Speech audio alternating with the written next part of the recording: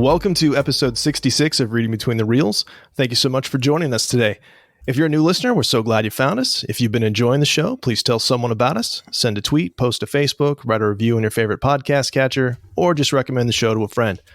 I'm Craig Dickinson. I'm joined as always by my co-hosts Corey Heitschmidt and Justin Eldon. What's up, guys? How's it going? Hello. And today on the show, we're thrilled to be joined by Ian Doescher, a New York Times bestselling author and writer of several Shakespearean adaptations, including Get Thee Back to the Future.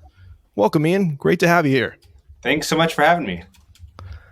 Yeah, I've been trying to get Ian on the show for a while and trying to find the best way to do that. And we're going to look at Back to the Future today, which is a film we all love. And Ian wrote an amazing adaptation of it, as I just mentioned. So we're going to just go ahead and dive in. And Ian, I'm going to start with you. What are some of your overall thoughts on Back to the Future? Oh, it's a movie that I grew up with, as I'm imagining we maybe all did. And so it's like a perfect movie, just about, right? I mean, it's one of those movies that like just ties everything up so nicely and doesn't leave any loose ends dangling out there. The performances are all so good. The writing is so good. I rewatched it in preparation for recording today, and I have a couple of nitpicks, but it is deservedly a classic. That's my take. Nice. So, Justin, I'm going to hit you up next. What are your thoughts on Back to the Future? Yeah, so I got goosebumps as Ian was talking because I completely agree. Like I watched the heck out of that thing as a kid, and then I'd seen it a couple times since I've been older, and then once before this recording, and yeah, there was just so much about it where I'm like, oh, I have not idealized this in my head. This actually is probably about as close to a perfect movie as you can get, just in terms of plot and acting and just general like development throughout the film. It is fantastic. I would have to try really hard to find anything negative to say about it. Corey, what about you? Well, hold on. First, I got to check. Justin, what years was this when you probably watched this? Because no, I don't want to. He's the youngster in the group here. I mean, was this the 95 era that you were watching Back to the Future? Okay, so I grew up in Arizona, and every summer we would go like take a road trip to Washington State. And for whatever reason, one summer we only had one DVD in the car, and like we had like one of those little portable DVD players, and the only DVD was Back to the Future. Yeah. So yeah, okay. On that like 20+ hour car ride, I watched that movie so many times. So yes. I feel a little car sick every time I watch it, but I still feel like a deep like nostalgia to it. Even though I was 3 years old when it came out, I probably didn't see there it is. until yeah. This is going to tie exactly what my thoughts are. It was 3 years old when I came out. Is what I meant. The mere fact that you're saying you watched it on DVD and not VHS, is concerning to me as well. Yeah, I'm. And that brings my ultimate thought right there, is because I think Back to the Future is, of all the movies that I've ever watched, one of the ultimate nostalgia movies for anybody who's seen it in the theaters or experienced any of them in the theaters. It takes you back to I don't think watching it today versus watching it, back in the 80s and even the 90s, Justin, is the same. It just has this feel of going back in time just to watch it now in 2023. That brings all these emotions that Marty's going through, brings you right back just to sit down and watch it. It is a time travel of its own just to watch that. And so I think that's one of the biggest takeaways that I take for Back to the Future. If it's on TV, I have to stop. Scrolling through channels, it's right there. I have to stop. I can't. It's like, oh my gosh, I got to watch just a couple minutes, if I have to. The chemistry of all the actors is absolutely perfect. The level of talent and what we're going to end up talking about with some of these things. But I would say the other part is, I think when I look at Back to the Future, I would say if it's not it would definitely be in the top 3 greatest trilogies of all time. Okay. I would have to rank it there. Praise. I don't know how to. Nobody nodded their head yes when I said that, and I'm a little panicked about it. Well, now you've just got me thinking about other trilogies out there. I mean, yeah. Well, and I struggle with that idea because, I mean, does Indiana Jones count as a trilogy now? Because I thought that one, but I'm like, nope, there's 4. Now there's going to be 5. So maybe I can't count Indiana Jones movies. Stop. There's 5. And so, like I go back to the original Star Wars, number 1, right? Well, so we're counting Star Wars as a trilogy now? And it opens up a can of worms. This is the problem with time travel, okay? Yeah. But I don't think would this say is the problem with time travel. This is not it. There's a lot of problems, but this isn't it. This movie is epic. This is one of those, it is on everybody's bucket list. You have to watch Back to the Future trilogy. So okay. Now I feel like I need to list like trilogies. Well, we may have to have an episode just on that's that. a podcast we have to bring up. Yeah, I think so. Certainly. Okay. Is it my turn? Yes. You guys stole most of my ideas. Yeah, it is an almost perfect movie. And, Justin, you mentioned watching it over and over again. I could totally watch this movie over and over again. Like it never gets old. And even though I know what's going to come up, it's like, it just fills me with nostalgia and makes me happy. Corey, as you were talking about too, about seeing it in the theater. I mean, I did see this in the theater. I think I was 9 that summer. And I remember my parents had already seen it and they never went to go see movies twice in the theater, but they went again with me and my brother. Wow. So that's a pretty big deal. And speaking of nostalgia, I remember there was a poster for The Legend of Billie Jean. That might even been playing at the same time. So that very much dates me at that time. But yeah, I love this film. I mean, it's the highest grossing film in 1985. Unsurprisingly, it was a critical hit when it came out. And now it's kind of transitioned into classic very smoothly. But the one thing I'll try and add to this is it was rejected like 40 times. The script was. It took them years to get this made. Like if Romancing the Stone wouldn't have been a hit for Zemeckis, this probably didn't get made. So that's amazing too. Just the whole perseverance thing, which is that kind of the, put your mind to it, that lesson, which we'll probably get to. Like that sounds a little bit autobiographical to me. So that's a lot of fun. Yeah. So let's go ahead and dive into cinematography. And Ian, I'm going to throw this to you first. I know this is a little outside of your element, but do you have anything that you noticed for composition, color, camera work, anything that stood out to you? So the thing that jumped out at me when I watched today is how much red, white, and blue is used as in combination with each other in shots. I started making a list of places that I saw it. Like notably, of course, Marty's costume, and I realize that's jumping ahead to costume, right? But he's in the jean jacket and jeans, the red T-shirt, red backpack, and then the white collared shirt, right? When you see the backdrop where they do the talent show auditions, with the Huey Lewis cameo, that's all red, white, and blue. The town is red, white, and blue. There's a sense that this is an Americana movie, right? Which is part of the whole going back to the 50s thing, right? So that just really jumped out at me. So that's the one thing I'll say. Yeah, I love it. I hadn't even thought of that, but that's now that I hear you say that, I'm like, of course it is. That's working on us subconsciously the whole time. Yeah, and also the other one was that I noticed again that jumped out at me. Biff's when he's in the 1985 scenes, right? When he walks in and he's talking to George and Marty, he's all in red, white, and blue as well. Huh. Interesting. Do now I have to watch the film again? Awesome. Justin, what about you? Give me something from any of the categories. So just in terms of like color, it was, and I didn't really notice this until Marty went back to the future, back to present day. But the 1950s, everything filmed in the 1950s, it was quite a bit warmer in terms of like tones and hues. Everything just, it felt calmer.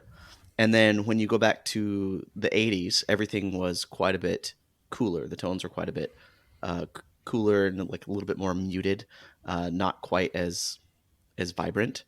And that moment when Marty goes back to his present time and he's in the DeLorean, like immediately there's almost like a ping of sadness, like, oh, this looks trashed, this looks sad, this looks not great, but he gets out of the car and he's pretty excited about it.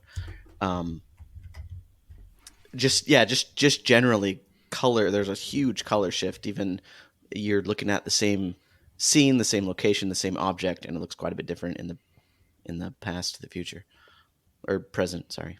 Yeah, love it. Corey?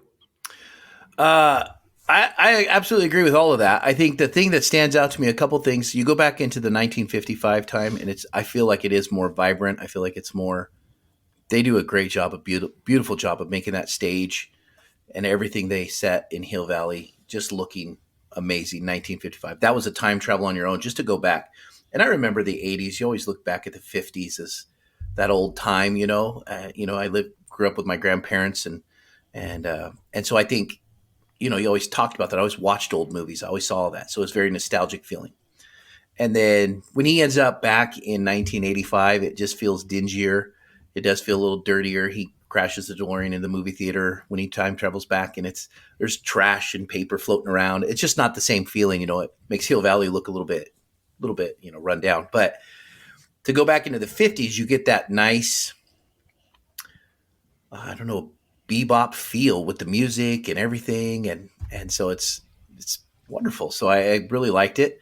The thing I noticed this time watching it that really stood out to me, when he goes to the mall, you see the ground is wet and glistening, you know, and because it had rained. But then when he goes back into 1955 with the skateboard scene, the roads are wet. Now they do that for an effect, but it stands out to me because the whole sky is blue and it's colorful and it's bright. So there's no way it could have rained, but it just stands out that effect for making the cars slide around easier for filming works. But it's something I never picked up on until you intentionally watch it with some of the things that we're taking notes on. So, but it is a perfect movie, perfect scenery, and they do a wonderful job setting that up with the location and the color.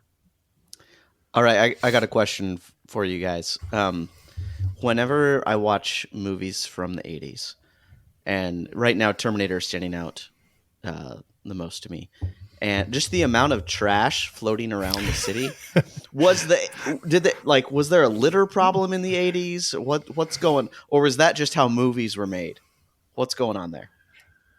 I mean, I think about that. It's like you're saying that as a joke, but then I think about when we were kids, right? All the like "Don't be a litter bug" campaigns, right? And wasn't I might be making this up, but wasn't "Don't Mess with Texas" originally a litter campaign? Am I making that up, or was that originally seatbelts? Always seatbelts. I don't know. That's a good question. Anyway. But I think that's true. That was the "Don't be a litter bug" was the campaign around the 80s. That's when that stuff, Justin, there was just trash everywhere.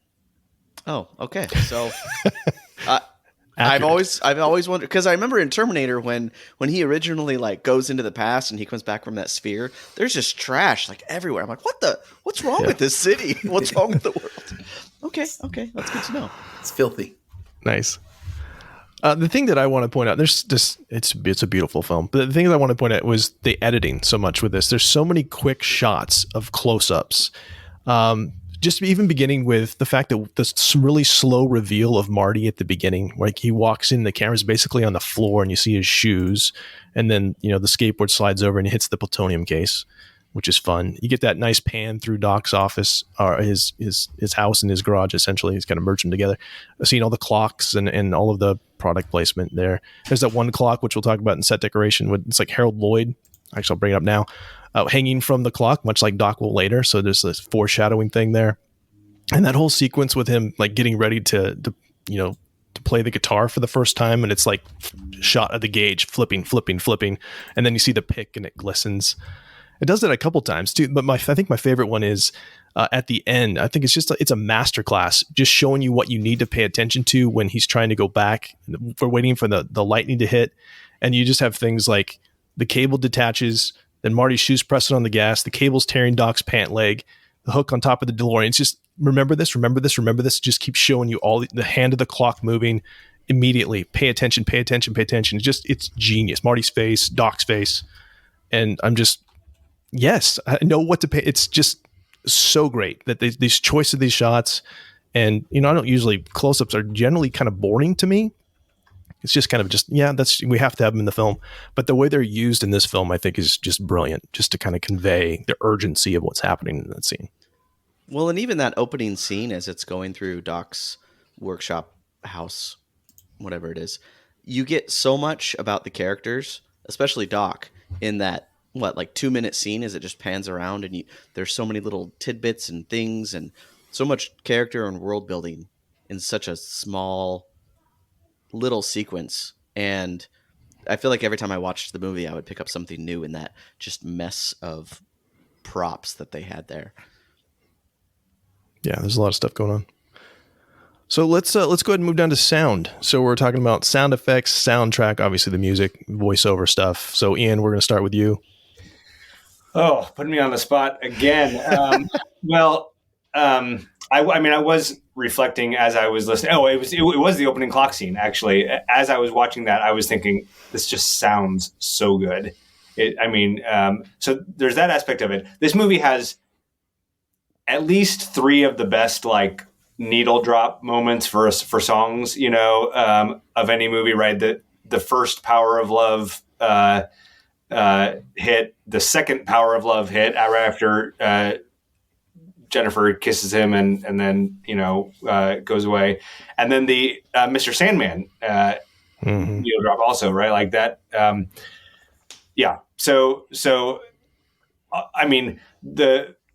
I was thinking about how, you've just seen Marty McFly blow out a gigantic speaker, right? But like, they are introducing him. It's funny because his life is miserable, and yet they are introducing him as the coolest character ever, right? The Power of Love hits, and all of a sudden he's, on the skateboard, holding on to the cars. It appears like Michael J. Fox is doing a lot of his own stunts there, at least some of it, and so anyway, that, and then the soundtrack itself, like the Alan Silvestri score, very John Williams-esque. I thought, it just hits. No pun intended, hits all the right notes in the scenes that it needs to. The adventure themes that feels almost like Indiana Jones-ish, and yeah, I can't say enough good things about the sound in this movie. Justin? Kind of taking a different approach here, not talking so much about the music, but just the actual sound effects themselves. I don't think the top 10 most iconic sounds would be like the DeLorean sounds. Just all of them. Doors opening, revving up when he actually hits 88 miles per hour, and that sound, I don't even know what that sound is. Out of context, it's actually probably a pretty terrible sounding noise, but within the movie, like it just makes you feel good. No, just generally, and again, maybe I have like a different feeling on this than you guys because it's been around my whole life. I didn't see it at quite the same time period you guys did, but all the sounds have just made their way into like the cultural lexicon, and I think most people, having seen or not seen the movie, would probably recognize most of that. And even a lot of the songs, I don't think I've heard outside of the film. That's going to date me again, but yeah. Like my mind has associated those songs with the film.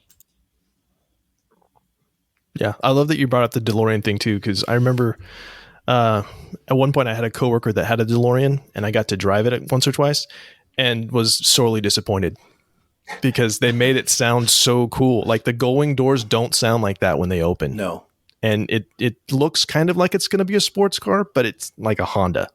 Mm-hmm. Like it is not powerful. It's in the little tiny pedals, and like it looks so cool. But yeah, so just I always. When I listen to it, I'm like, yeah, that's not right, but it's cool. I like that they did that. Corey, what about you? Well, I agree. Like the DeLorean is one of my favorite cars of all time because of this movie. I mean, who didn't love a DeLorean at that time? And the sounds, I think the soundtrack is amazing. It is one of the most iconic music. I mean, the theme song for Back to the Future, theme song to Indiana Jones, theme song to Darth Vader. Those are just iconic, legendary songs. You hear it, you know exactly what it's from. And so I think that stands out. I think Huey Lewis and his cameo in here are absolutely brilliant. I've watched behind the scenes on that, on a couple of the DVD features where how they filmed that. And that was always fascinating that Huey Lewis is, I'm sorry, Phyllis, you're just too damn loud. It's just incredible that Huey Lewis is saying that. And then, and then you get such great music through this, the Sandman song. Then you go and you get Johnny Be Good, which is not just the most epic song now because of that. So I think they absolutely make a movie where all of the soundtracks are there, but then they also bring in some effects, like the DeLorean sound that Justin's talking about. That is just that sound of it revving up as he's accelerating, which the car does not really make, but it's an iconic sound. The gull wing doors opening up. And then my ringtone on my phone when you text me is the little chime that happens throughout the series. Because anytime that chime comes up, it's where time travel has somehow changed things. It's the something's different, something's changed. And so when I get a text message, my phone does that. And I'm always like, oh, something's different, something's changed. It's been like that for years because it's such an iconic sound and I love it. I love that chime. So okay, again, you guys aren't leaving me much, but that's great. I love it. Silvestri's score is so great. It's such a big epic score for what kind of could be a small movie otherwise, but it really elevates it. I love what you guys said about that. The diegetic music in this movie is really great too. And just going through this, doing some research this time, I was shocked. I'm like, Eric Clapton's on this. I had no idea that was Eric Clapton when he comes back to 1985 and crashes into the church and the homeless guy is sitting on the bench. His radio's playing. That song is Heaven is One Step Away by Eric Clapton. I'm like, I love Eric Clapton. I've always liked that song, but I didn't know that was him, which is great. They also have like the Eddie Van Halen song, which says I think it just says Eddie Van Halen on it because Van Halen didn't want to actually do a song, which is kind of funny. But yeah, great things. Like, you guys mentioned Mr. Sandman, which is kind of like, can Marty hear that? Or is that just for us? Which is kind of an interesting thing, but it sets the scene. Like, it does so much. It tells us what's happening with the music. We don't have, it shows us, like, we hear it. We don't have to go, hey, it's it sounds like it's 1950s. He walks into Lou's Cafe and you hear the Ballad of Davy Crockett. You're immediately teleported. That, you also hear that Etta James song when George comes in, Night Train, when it starts the enchanted, the dance, Under the Sea dance, just fantastic. Like you mentioned, Ian, these needle drops where you're just you're instantly transported to these times. Masterclass. And that Mr. Sandman one, that's really when you get that first beautiful view of 1955. I mean, there's the farm scene at night, the night before, and then there's a little bit of Marty pushing around the car, that kind of stuff. But then it's when you get Mr. Sandman, and all of a sudden you have the beautiful town where you get the, like what Justin was talking about with sort of the sheen that 1955 has on it in this movie, which reminds me a little bit. As Justin was talking about, it reminded me a little bit, I realize I'm stepping back in the conversation here, but about like Pleasantville, my vague memories of the movie Pleasantville, like when things suddenly go into color and which then takes me back to even like The Wizard of Oz, like when that goes from black and white to color, like it's all of a sudden this like, oh my goodness, we are really in this whole new world now. Anyway. No, brilliant. Yeah. I'm feel free. Just if something jumps into your mind, jump in. Go ahead, Justin. That's the best part about this when we have these conversations is that point right there, how you go and take Back to the Future and you connect some feelings that you get from Wizard of Oz, which precedes it, and Pleasantville, which came after it, to where you see this director's emotional take that they're weaving in that you don't even realize as a viewer. You're just watching a show, but they're able to evoke some emotions similar to Wizard of Oz, similar to Back to the Future, similar to Pleasantville, with this same tactic and kind of weave it in. So it shows the importance of the directors and the choices and the colors and things that we talk about on this show. It shows the importance of those things. Justin, you were going to say something. Oh, it's not super relevant. I'm super sad that the DeLorean doors don't actually make that noise, Craig. Why did you do that? Sorry. It's crushing. Like, I'm sure if I thought about it, I would have realized it. They make the DeLorean sound like a spaceship, right? Yes. I mean, that's it. Yeah. Well, so I read that I think it was Ford, when they're making their new electric Mustangs, they've actually put in speakers that will make like Yep. the revving up noise of an actual engine. And I just think we need that for a DeLorean. Like we need a speaker to make those noises every time the door opens. You know what? You were onto something there, because I would take my beat up minivan outside and I would turn it into a DeLorean sounding car if I could do that. Ooh, That this would is be a the- DIY I mean, project. I know that that's a thing that electric car manufacturers have to do. They have to have some sort of sound because it's so that pedestrians are aware of the car being nearby, right? Sure. And I bet as time goes on, I bet we'll get cooler and crazier sounding. Because it's like, Why as long not? as the sky's the limit, why would you not have a car that sounds like the Millennium Falcon? Oh my Exactly. gosh! Say we Exactly. have to have engine noises. We could just have X-Wing. spaceship noises. Oh, I want the TARDIS from Doctor Who. I am on this. Love it. Anything else on sound? Or are we good to move to performance? Cool. All right, let's talk about performance. So we usually start with lines of dialogue because that's just fun. So you told me you had a story earlier. I don't know if you want to jump in now and tell me, or just talk about. Yeah. Okay, I'll tell you the story now. I texted Craig before the show just to ask if it was okay. So one of the iconic lines from this movie, right, is when this baby hits 88 miles an hour, you're going to see some serious shit, right? And so when I wrote my adaptation of this, I don't remember exactly how it said, how I did it, and my books had never had a curse word in them before, but I said something like, thou shalt see shit most serious, something like that. And so, because I was like, you can't mess around with that. Like you got to keep that. And especially in a Shakespearean context, it just makes it funnier, right? To have that word suddenly showing up there. And so we got into the proofs of the book. It had been approved by my publisher. It had been approved by Universal, and we got to the proofs, and I looked, and all of a sudden I saw that the proof said, "Thou shalt see stuff most serious." And Oh, No. yeah, exactly. So imagine my 80s ire being erased there. So I wrote to my publisher and was in this really awkward position, which I'm sure made my parents so proud of, advocating to have the word, in the book. oh my gosh. It's How did different. yeah, it is. It's different, right? So anyway, Wait, so what does the book say? Is it so stuff? the book says shit. Okay. So I prevailed in that argument. Nice. I did it. made my You did book it. have a bad word. Woo! Not all heroes wear capes. Well done. That's right. I gotta say, I just wrote that line down because I was like, that is an amazing line. I think too. I may say it from that way from now on. I'm going to promote the book, and I'm going to say that is the best way to say that line. There you go. Well, and his So delivery anyway, of that that's- line too, because he's always so dramatic and outrageous in the way he talks, but right there he's so serious. Yeah, it's so good. Well, there's a cockiness in Doc that you see in that one moment that you Yep. don't Yeah. see anywhere else. Just Well, you see it. I would say you eyes. see it one other time, which is roads. Where we're going, we don't need roads. Yes. Right? It's that Yes. same tone of watch this. That's true. Yeah, that's why those are great lines. Corey, you want to go next? Yeah, and I'm going to take this a little different because with the dialogue, I think I'm going to highlight two people that I think Crispin Glover, who plays George, and Tom Wilson, who plays Biff, are the two characters that have to play entirely different characters. The same character, but they have to play very different mannerisms than everybody else. I mean, Marty gets to be Marty the whole time. Doc gets to be Doc the whole time.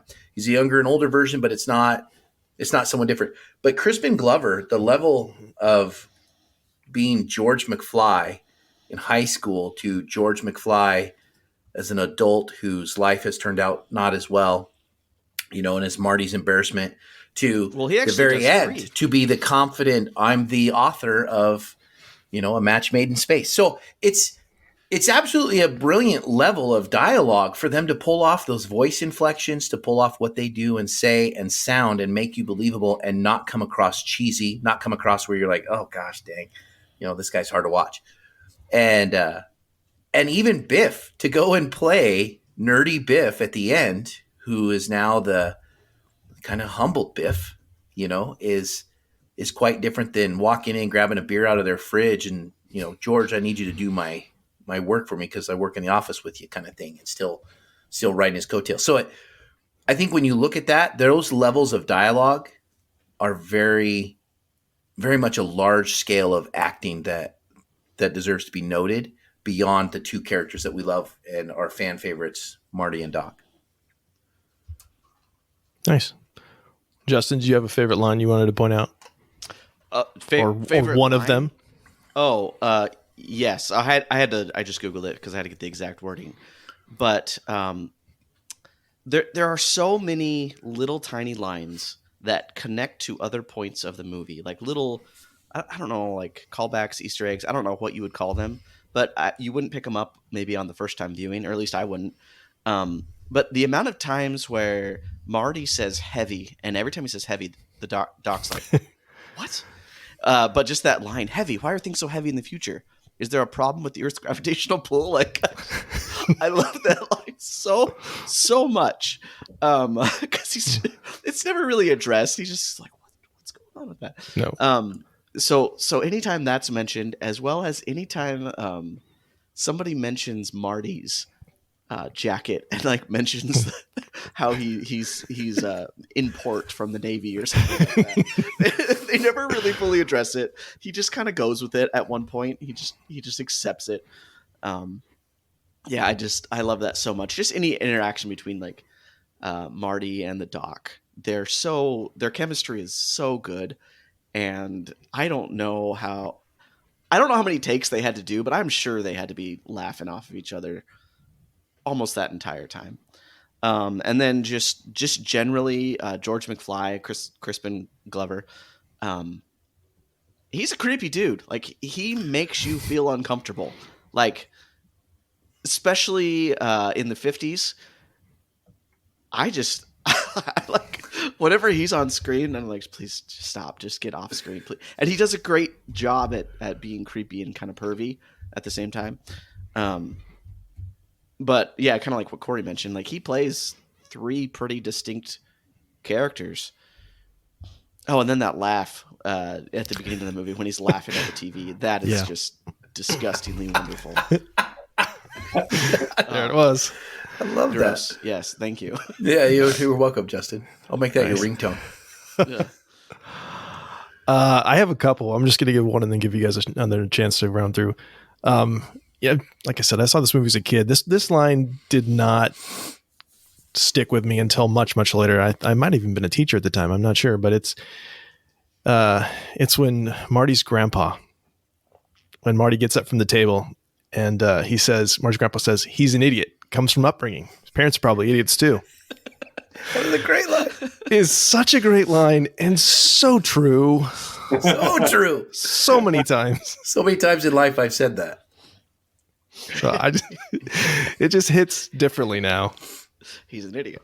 Oh, love it. So, and, Ian, Craig, I've known you for a number of years, and that just that is such a perfect encapsulation of what I know about you and how you feel. It's not like you were born an idiot. You were just raised to be one. Idiot. Comes from upbringing. Yeah. Now it makes me wonder how many people are saying that about my kids. Oh. I think we might all be in danger of that. Yeah. Anybody else have any other lines they want to just drop in, just rapid fire?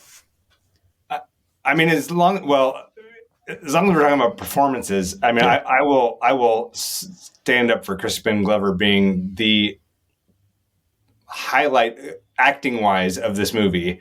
There are just so many subtle things, and I mean, my understanding is that he's kind of a weird guy in real life, but his performance in this is just astounding. And there's a moment that I only picked up on when I was working on my book, where it's when Biff first walks into the diner in the 50s, and he's sort of, his focus is on George at first, but then Marty sort of gets up in his face a little bit, and Biff makes a joke at Marty's expense, and you see George like try to laugh along, like, yeah, see, look, I'm one of the guys too, right? Isn't this other guy terrible? Like, just trying so hard to avoid the situation, the bad situation with Biff.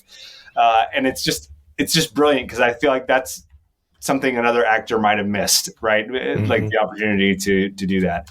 I will also say that I remember hearing once with regard to Seinfeld, that Seinfeld was sort of like that Seinfeld was funny because Jerry Seinfeld, for as like crazy and whatever fun as he is almost like the straight man in Seinfeld, right? Right.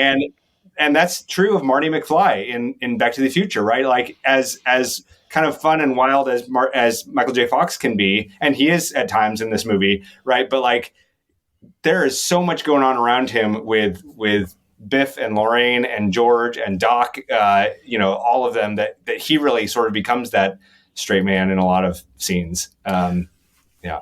That's a great point, because I don't think Marty is funny because he necessarily says funny things, or it's just his mannerisms and the way he walks and things happen in his emotions. He carries them well, and it's kind of a chaotic, unintentional funny. Like there's chaos around me and things going on around me, and it's funny. We're enjoying it, but it's him reacting. I don't know. It's not. He doesn't say punchlines. He doesn't throw things out that do that, but he does it so well. Well, and he is very much acting for the audience as well. It's almost as if the other actors, like he is there to show us how to feel, not necessarily. It's almost like he's not playing off the other actors, because if the other people in character were watching him react to things, they'd be like, "What's wrong with your face? Why are you constantly looking so shocked?" Right. But they just kind of play it off cool because he is in a constant state of surprise. Yeah. I got one I'm going to throw out there, and this is one that my wife and I have said back and forth to each other for years, is the "you're my density." When George says that in the diner scene, is my wife and I, you always have a little sweet party when you leave and go to work or something, or, you sitting there and you're just, I was just always like, I love that line because he's like, "You're my density. I mean, destiny." And so it's just been a line that we have thrown back and forth at each other all the time, is just to mess that line up and say, "You're my density," which is, so it's because overall the whole movie's not too quotable as far as, iconic quotes that you can always throw out in any scene. There's several quotes, but that's one that I just, for whatever reason, is one that sticks out to me that we use all the time. There's another one that I wrote down today. Again, it's Marty's grandpa, Lorraine's dad. After he hits Marty McFly with the car, he says, "Another one of these damn kids jumped in front of my car," right? It's a throwaway line, like you don't think that, but like it suggests so many layers of story. Like how many kids has he hit with his car, right? And like it's not addressed at all, but it's so good. It's just like there's just He's so great. like kind of back to the heavy line. There's a lot of throwaway lines where it's like, no, let's pull on that thread a little bit more. I want to know more about that, or just with the radiation suit when Doc says like, of course, radiation suit because of the atomic wars, Right. and he never follows up on that question. That seems like it would be important. Yeah, I caught something. Speaking of radiation suits, I was going to mention this later, but now is a perfect time. I had the subtitles on because I like to just maybe I can catch one more thing. And it's like the 100th time I watched it. When Marty first sees Doc in the radiation suit, he says, "Is that a Devo suit?" Yeah, which is great because that's Justin's like looking. No, I know it. Exactly. Okay, Devo, the band from the 80s, right? Yeah. Google it. With the flower pots in their heads. I had to look up the reference that's another one. When I do my books, I figure out what every line of dialogue is, right? Because I have to address it. And I had no idea what Devo was, honestly. So, whip it good. Yeah, exactly. Oh, there you go. Yeah. Okay, I know. When a problem comes along, you must whip it. The music video. Yeah, exactly. Well, now I have that. So, I love the part where he's wearing that suit with Crispin Glover, and he says, "I am Darth Vader from the planet Vulcan," and he throws that in there, which is just a great way to, Ian, can we ask how'd that line get in there? What'd you do with that line where "I am Darth Vader from the planet Vulcan"? Is that? Yeah, you can ask, and if you give me 2 seconds, I'll be able to tell you. I don't have it memorized, but I do have it on my computer. So, so the way I did it, I didn't have the actual scene. So instead, I have George recounting what happened to Marty, right, rather than have the scene. So he says, At last it spoke. Be silent, earthling weak. Darth Vader am I called, of strength and power, an extraterrestrial from Vulcan come. It made a sign then with its claw-like hand, which hypnotized me by some sorcery and bent my mind that I might do its will. And then I put in Star Wars and Star Trek references, right? The strange and unrelenting force it used surrounded me and shall be with me always. I'll not live long and prosper if I should ignore the message it hath brought to me. Nice. That is absolutely incredible and genius level. I mean, that is amazing. That is. Thanks. I mean, it's, so good for Bob Gale to take those two things and combine them in this like fun, just sort of overall alien appearance. Yeah. Beautiful. My last one is actually kind of serious, but I thought it was really interesting this time. It's the line I mentioned it earlier. If you put your mind to it, you can accomplish anything. But I thought what was interesting with this one was the progression, because the first time you hear it, it's Marty saying it kind of sarcastically because his girlfriend Jennifer is like, "Remember what your dad always, or what Doc always says." It came from Doc, right? And he kind of says it, and then he says it sincerely to George. He looks around the eye, puts his hand on his shoulder, and then it's repeated from George back to Marty at the end. So it's kind of been redeemed this way, because Marty's on this, he's on this journey. We'll talk a little bit about that at the end as well, where he's and he doesn't believe in himself, and he doesn't believe that maxim is true. But by the time we get to the end, it's not only has he believe it, he's imparted that to his dad, who in turn is now imparting that to his kids. I love that. One last thing, sorry, No. with this, because we're talking about characters here and the dialogue and things. Do you think that, Eric Stoltz was the original character who was supposed to play Marty, and they had filmed, a third to half of that before they sat down and switched him with Michael J. Fox. Do you think I think those lines and things, because I've seen little clips here and there, through different videos, it does hit different. It's very different delivery. It really shows the importance of that. And I think just how that Michael J. Fox isn't just the line that he delivers. There's some physical acting that he's doing in there, and his character and mannerisms that Stoltz didn't have. That Stoltz is a great actor too. I've seen him in a few things, but it just shows the importance of that, so that that you get more than, it's not just a line or reading a line or saying a script, that there's a lot to it. But Yeah, I like that. I had that under body language too, his physicality, especially in the scenes with young Lorraine, where he's just squirmy as all get, just like in the car, and he's shrinking down. And, he has to do that because it's disgusting, right? This whole theme is pretty gross. So, but it's played for laughs because of his performance. He sells it so well. The look of shock on his face and on her face too, what she does it too, with the eyes get wide, and a lot of things just being communicated without dialogue there. Yeah, and it's doubly good because not only is he uncomfortable because of because of the situation he's in and having to act this way, but also at the same time he's learning things about his mom and how she behaved, right? Smoke too? So good. don't be a square. Especially because at the beginning, that line, "Were you born a nun?" And then she's terrible. I think she was born a nun. Yeah, so good. Anything else? Costumes, hair, makeup that we haven't touched on? The only thing I noticed new this time was Strickland actually has some hair in the 50s.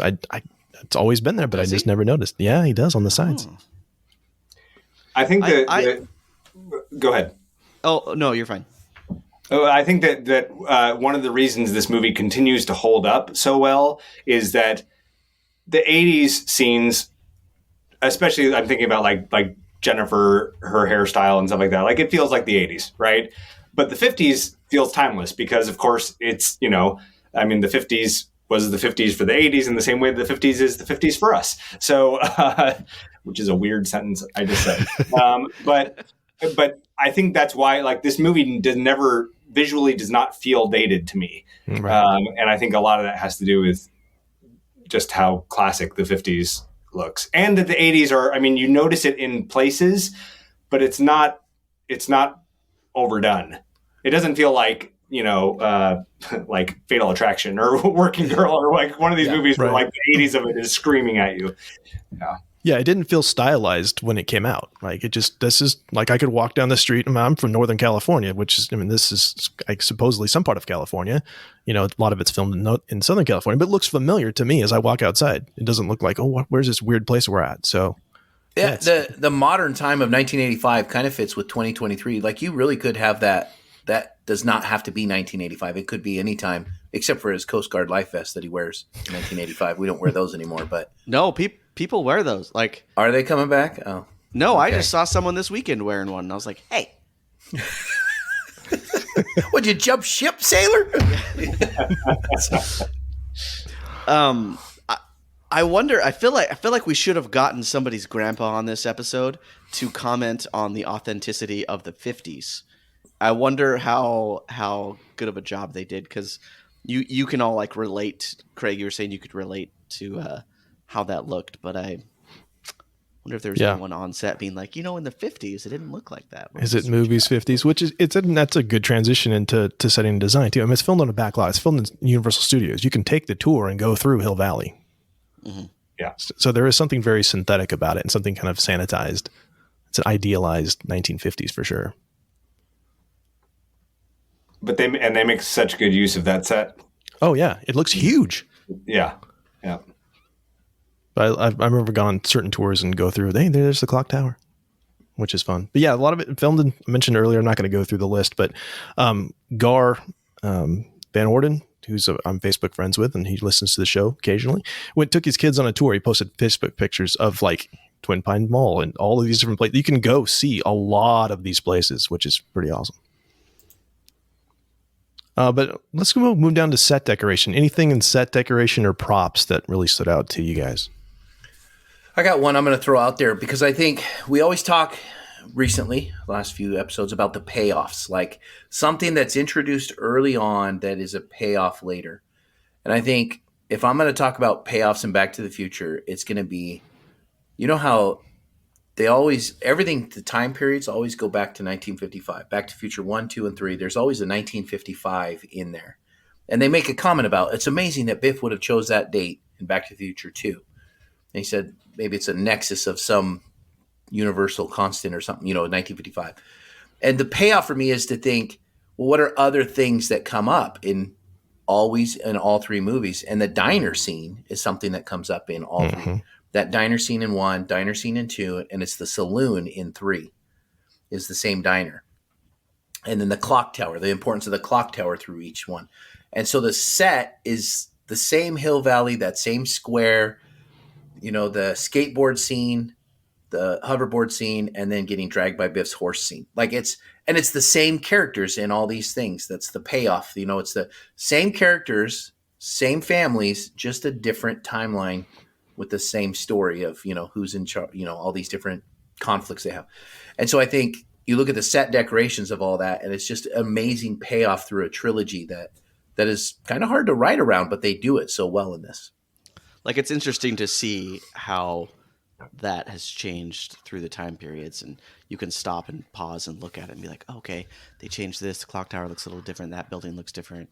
That's always fun to watch. Yeah, the McFly house too. Like that, the decoration inside there is kind of kitschy and cheesy and cheap in the original version. Then he gets back the second time, and everything's shiny and supposedly expensive. Yeah, I was going to say that shot was lost on me as a kid, right? When it shows their like living room, and he's noticing that it looks all nice. That was totally lost on me as a kid. I didn't get that shot. I have a big question about that shot though, and there's no really good category for it, so I'm just going to put it here. So do his older brother and sister, they still live at home and yet they're somehow successful?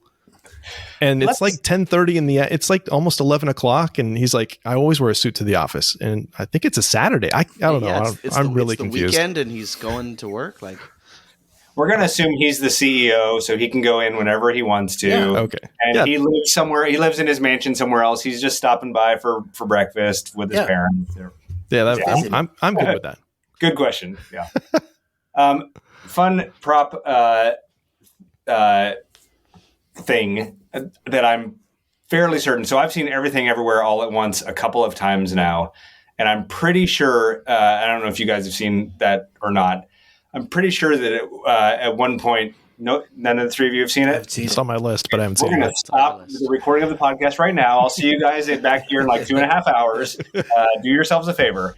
Well, when you see it, there is a scene where the grandfather character in Everything Everywhere All at Once, he has sort of all these contraptions on his wheelchair, and I'm pretty darn sure there's a Mr. Fusion on the back of his wheelchair. It's just a tiny little Easter egg, but would be totally keeping with the movie and what it does. So It is. I just Googled that. That's awesome. I absolutely It's love, and I feel this way when I watch any movie from this time period. And I remember when I watched the prequel movies, the Star Wars prequels, I was sad that Gotta be specific now. I gotta be specific here. I was sad that it had lost us a little bit, but I feel like movies from the 80s, like the props and the set decorations, everything feels very used and lived in and dingy and dirty. And it feels more real. Like back to the scene at the very beginning as it's going through Doc's workshop. Like there is so much stuff in there. So much stuff that looks like it's been used. And I don't know if guys like on the set, they're just like, hey guys, go grab your toolbox. We're going to set it down. Like I don't know how they acquired all that stuff or like how much of a setup process that was. But it's just, I really like seeing all that stuff. And it doesn't look like a prop. It looks like somebody actually used that toolbox or box of plutonium. Hopefully not. Or just in the DeLorean itself, like there's so many like knobs and buttons and flashy lights. And Flux I just love capacitor. it. Yeah. Okay, Craig, I got a story about the flux capacitor. So I worked at Radio Shack once upon a time in my early 20s. And I don't know if it was like a local joke or if this was a thing people like to do to bully Radio Shack employees. But people love – this happened at least once a week. People love to walk in and be like, excuse me, sir, do you have any flux capacitors? And they wanted the response of like the employee looking for a flux capacitor, not knowing what it was. But every single time I'm just like, no, like get out. I know what that is. This isn't fun. And it was in a mall, so it was usually just people like passing by and then they'd leave and they'd like laugh on their way out. I'm like, oh, you guys are so funny. I haven't heard that 7 times. Stop it. Nice. So now I just hate that word flux. Sorry. But no, like the future I was promised was that there would be flashing lights and little buttons to press on all sorts of technology. And now we've just gotten to smartphones where everything's a touchscreen and it's so much less fun. Star I'm sad Trek. about that. Sorry, man. Yeah, I want buttons. So I have a question because for not you, Justin, because you're too young. But for the other three, did you have a skateboard after this movie? Or did you ride or borrow a skateboard after this movie? Did you have to have one? How many kids out there broke arms because of this movie? I needed a skateboard and got one. I wanted one too. I'm going to insert myself into this anyway, Craig. I did have a skateboard after this movie. Okay, good. Okay, It'd be a good. decade after, but I tried it. I fell. I never rode a skateboard. So I didn't ride it very much. I'm helpless on anything that requires my balance. So yeah, I didn't. My brother had a skateboard. I never did. I always thought it was so cool though. I mean, this movie, and even today, I mean, the scene, talk about, we've been calling it a perfect movie, but talk about perfect scenes, right? This scene with the car and the skateboard outside the diner in 1955, right, is just such a perfect action sequence. And that moment when, they're pushing Marty toward the manure truck and he slips out, and the skateboard goes under, like, Yep. come on. Right. When I was a kid, I was just blown away. Yeah. I was going to mention this earlier. I've There's a thing too what they do that Silvestri does with the score at that point too. The main theme's playing, but I think it's playing like a minor key or something. This is like he's in danger, and then once he gets out, and it kicks back up into the regular version. But just brilliant. So I didn't understand that minor key. I don't understand what the tone I mean, I'm not a big music guy. Someone out there was like, "Ooh, wow!" Soundtrack show minor is key. back now, though, so Yeah. you guys can check that out. That's a great show. Speaking of props, one last Go thing. for it. So Tom Wilson is he has a video on YouTube of him singing a guitar song. He's quite a good singer too, by the way. Yeah, it's amazing. And he sings a song about Back to the Future because that's all he's known for, and that's what people come up to him and so he sings a song about questions that he gets asked all the time about Back to the Future. And one of the things he says that people always ask him, was that real manure? And he said, no, it wasn't. But it, and I got to admit, the texture and what it looked like, I grew up on a farm. It looked like real manure. So they do a great job on the prop there. Yeah. So Ian, you mentioned that scene was a perfect scene. Is that one or the one from Back to the Future more perfect? Or Back to the Future 2, sorry. I mean, I am not as big of a fan of Back to the Future 2 and 3 as I am of the original. Oh. So I'm always going to choose the original. I know. There's my maybe unpopular hot take. But history repeats itself. And so it's like if you poetry, think about it rhymes to have him do that again. Yes. Yeah. Corey, as a history teacher, that phrase offends me. I'm sorry, but it's true. It's true. All right. I want to bring up a couple of product placement things before we get out of this section. The JVC camcorder, but I really want to mention it because I had to look this up. Like, could you actually hook that up to a TV in the 50s? And apparently you could, as long as you have antenna screws. So that's kind of cool. Doc would have had that, certainly. He would have figured that out. He's an inventor. And then I've always thought, as many times as I've seen, except for this last time, that it was a Walkman that Marty was using and put the headphones on George. It's not. It's an AWA cassette player. Because they make a point of showing you the label. And like, that's some pretty great product placement right there for them. Nice job. Oh, you're right. Yeah. And then, of course, there's super important props in this film. Like, we don't always have important props, but like, or ones that are easily pulled out. But obviously, the picture of Marty and his siblings is huge, and as well as the flyer. So they have those two things that are like crucial to the plot. You know. Yeah. It doesn't happen without those. I was reflecting today what a good device the photo is, right? To show sort of the danger that Marty's in, and the showing instead of telling is just great. Yeah. You know, if there was one thing about this movie that frustrated me, it was actually the amount of product placement. It's, especially at the beginning, it's very distracting. There's so much of it. Yeah. We don't even have any more Pepsi Free. They always talk about Pepsi Free in there. Yeah. There's a lot of Pepsi Free. Is Tab still around? Give me a tab. You want a tab, you're going to pay for it. What'd you say too, Justin? You haven't ordered anything yet, yeah. All right. Characters. Are any characters we have not talked about? I don't know if we've missed anybody or not. I think we're pretty good. I mean, you're that question, the first character who popped in my head was Goldie Wilson, which we don't see a lot of him. Yeah. But I was thinking, again, if I had to find a quibble or two with this movie, right, it's treatment of time travel. And this is, I mean, Avengers like mocked this anyway, right? Its treatment of time travel is inconsistent. Let's put it that way, right? In some senses, in some ways, it feels like what Marty does changes things, and in other ways, it feels like Marty has already been there, right? Like the original 1985 has already benefited from Marty being there. Right, because he's the one that gives him the idea to run for mayor. Yeah. Right. Yeah, and gives Lorraine the idea to name her son Marty. And I mean, you know, all of these things, of course, could have happened other ways, right? But even thinking about like you know, the sort of what has become a somewhat controversial scene of you know, Chuck Berry getting the idea for rock and roll music, you know, because of Marty's performance, right? Right. So like. Like even that sort of is inconsistent with the idea of some of the things he does are changing history. It's always so tricky though. Like you can't do a time travel movie without opening yourself up to plot holes. Like I can't think of a time travel movie that isn't riddled with plot holes, right? So I think they all are, but I have to say, as a big fan of movies and love sci-fi movies, and I mean, I've watched Star Trek when they go in time travel, and Sound of Thunder, a B movie that I absolutely love with time travel, Doctor Who, all of these. It was not until the Avengers came out that I really stopped and said, wait a minute, they just discounted all this time travel. And I thought, I had so many discussions, I think with Craig and with everybody. I was like, wait a minute. That's not how time travel works. No. Like I think all of America and the world is looking at the way Back to the Future treated time travel is how time travel works. You change something there, it's going to change in the future. And so I think it's brilliant because it created some conversations from the Avengers. So I was like, wait a minute, I cannot understand and grasp what the Hulk just said. I need to redo that.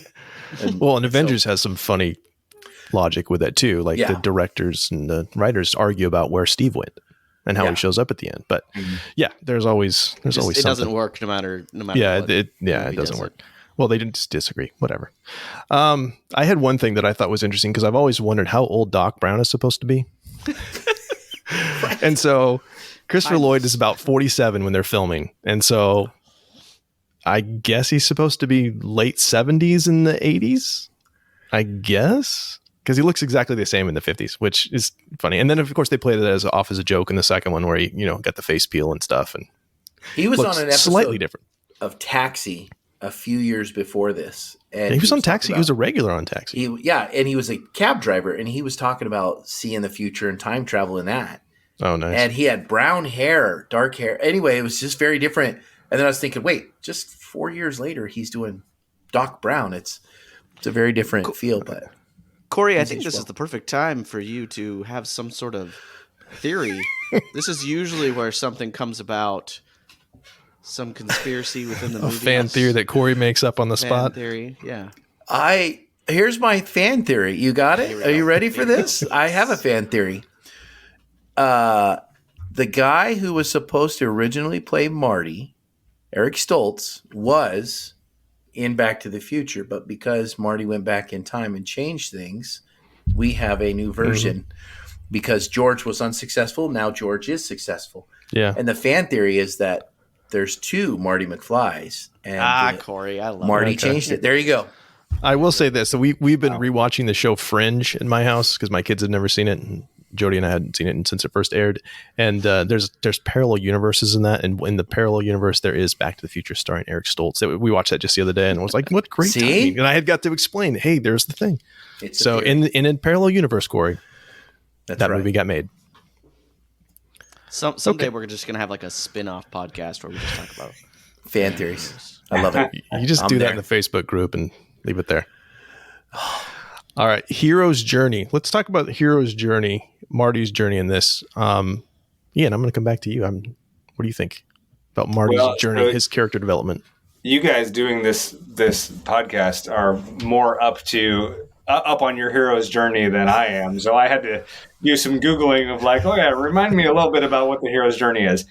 So I will say if we're talking sort of the traditional journey, the traditional steps and that sort of thing, there are a lot of ways that Marty lines up perfectly and a lot of ways that he doesn't. And I think the one contribution that I might make to this conversation is to say, I think George McFly is having his own hero's journey alongside Marty in a lot of ways. Yeah.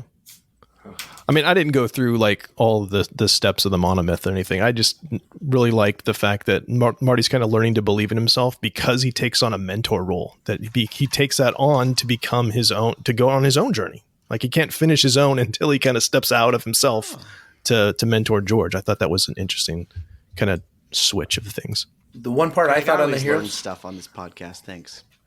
Say that again, Justin. I always learned stuff on this podcast. I didn't pick up on that. Yeah. Good stuff. The death of the mentor. Doc Brown does die. Yes, he does. And technically, when he goes back in time, it's to him, it's a ghost of Doc Brown because Doc Brown dies. And so he writes the letter for Doc in the future to try and prevent the death. Anyway, but I thought of that point because I thought, well, where's the death of a mentor? And I thought, oh, no, he watched Doc Brown die. So there's the death of the mentor. Yeah, another important prop. So basically what we're saying here is that Doc Brown is Qui-Gon and that makes Marty Obi-Wan and that makes George Anakin. Okay. Kind of. Yes. But Marty's also somehow Luke at the same time. Yeah, it's Doc Brown. Well, that's right. That was the other. Luke. Yeah. And that would make Rey. I don't know. Marty's daughter? I don't know. Yeah, Marty's daughter. I lost it. Yeah, it's gone. It's gone. So does Doc in the original timeline, is he wearing the bulletproof vest? Now that's where time travel gets tricky, Justin. Gets a little fuzzy. So we don't have an answer for that one. All right. According to the bell that happens, no. the little chime happens when he comes up and sees him looking dead. See, there you go. But Okay. did Doc already have that? And in the first timeline, that's It's not like Terminator. It's not a time loop. see. And according to Loki and the Time TVA, is that there's a sacred timeline. Stop with that. Oh Lord. All right. World building. We've talked a lot about this. Is there anything we need to add to world building? Anything we haven't touched on?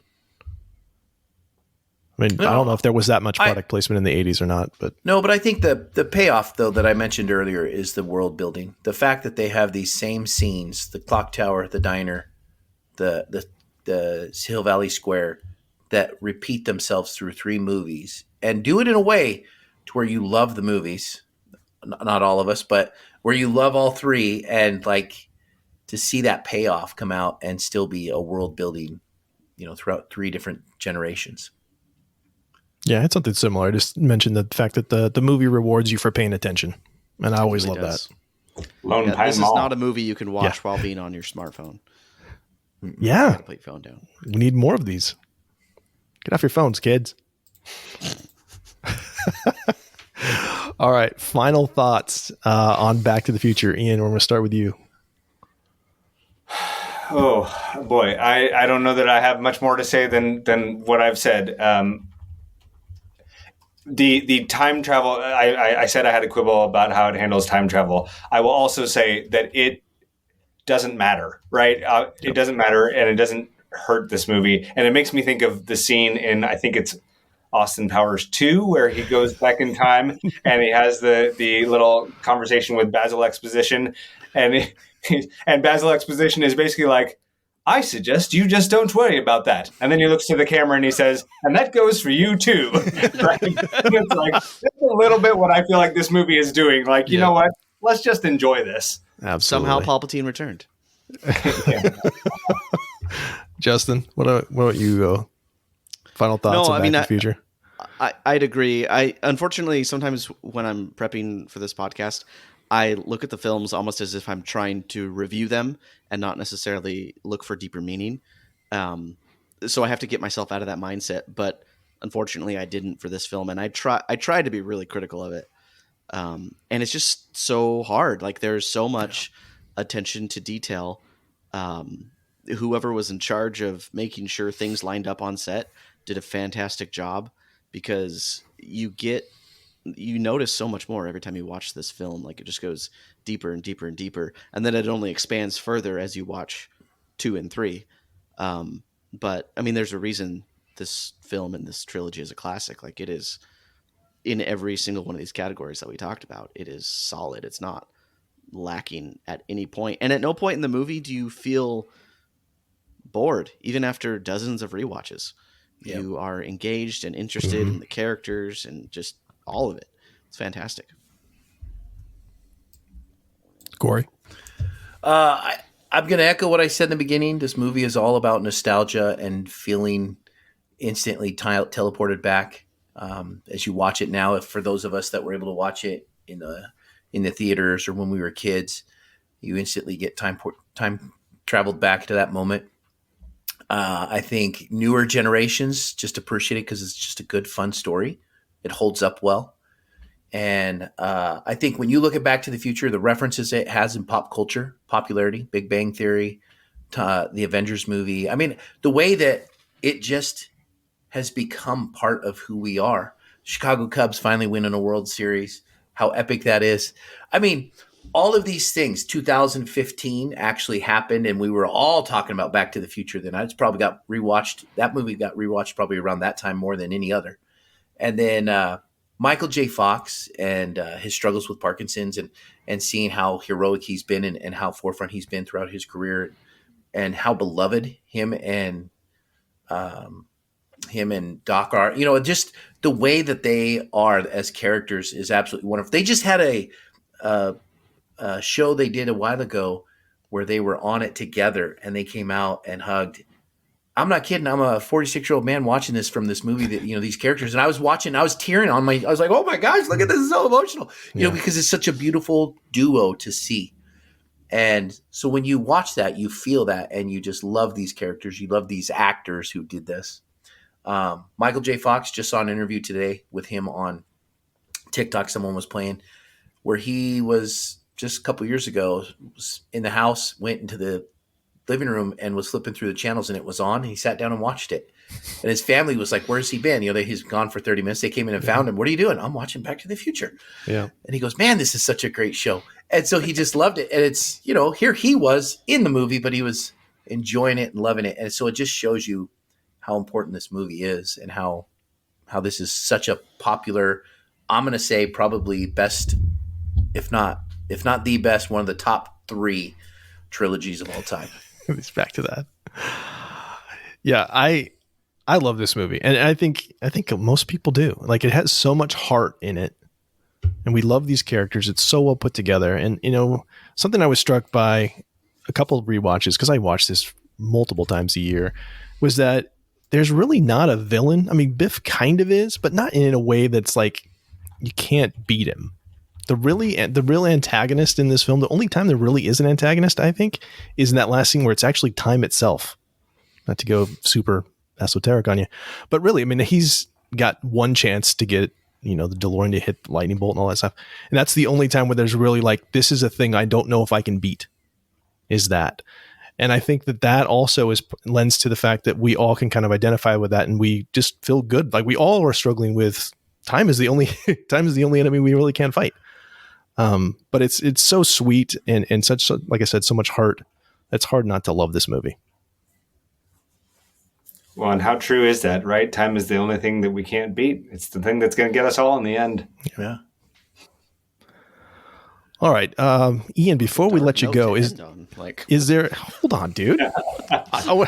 Is there anything, Ian, that you would like to plug? Anything you can tell us about that you have it's coming up? I have nothing to plug. I can tell you that if you are looking for a Shakespearean adaptation of Back to the Future, you could find it. It's out there. It's in my classroom. I've enjoyed all of the Shakespearean adaptations. I'm still working my way through the Avengers one because that one's a little thick. It is. The last one I picked up. But good stuff. Yeah, and I'll have links to your website and your social media stuff in the show notes. Thanks. And we'll pass that along. So as we close, we just want to say thank you so much for listening. If you'd like to connect with us, you can find us on Twitter and Facebook, email us at readingbetweenreels@gmail.com, or use the SpeakPipe app on our website. If you enjoyed the show, please tell a friend, and support us by writing a review on your favorite podcast catcher. Our next episode will be a review of Guardians of the Galaxy with special guest Adam Bray. And as you know, we are giving one lucky listener a digital copy of the Back to the Future trilogy tonight. All you had to do was look for the pinned tweet on our Twitter profile and like and retweet the tweet to enter. And the winner of the digital copy of Back to the Future trilogy is Ross Holliban. Congratulations, Ross. Be sure to direct message us on Twitter, and we'll send you the code for the digital copy. And we have another announcement. During each of our next several episodes, we will be giving away a digital copy of each of the previously released Mission Impossible movies. For our next episode, we will be giving one lucky listener a digital copy of Mission Impossible, the first one. All you have to do to enter is leave us a 5-star review on Apple Podcast by Tuesday, 4/25/23. Also, be sure to email us after you've left the review so that we know how to contact you. The winner will be announced on the next episode of Reading Between the Reels. And if you'd like to contribute to our next show, send us an email or voicemail about your favorite moments from Guardians of the Galaxy, and we'll share it on the next episode.